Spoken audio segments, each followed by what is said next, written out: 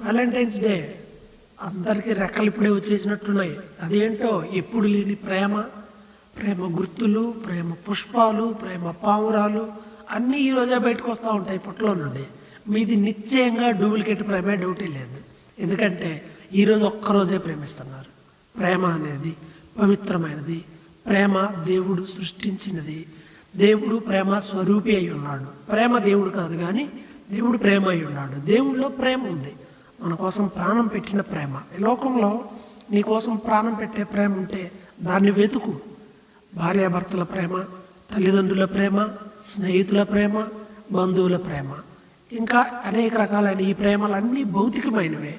వాటిని గౌరవించాలి, వాటిని పొందుకోవాలి. అయితే దేవుని ప్రేమ ఉన్నతమైంది. మన కోసం ప్రాణం పెట్టి శిలువలో రక్తం కార్చాడు, దెబ్బలు తిన్నాడు, అన్నిటినీ భరించి తిరిగి రానున్నాడు. కాబట్టి యేసయ్య ఎంత మనల్ని ప్రేమిస్తే మరి నువ్వు ఆయన్ని ప్రేమిస్తున్నావా? ఆయన్ని ప్రేమిస్తే ఆయన మాటల ప్రకారం జీవించండి. నిజమైన ప్రేమ అంటే ఇదే. ప్రేమికుల దినోత్సవ శుభాకాంక్షలు.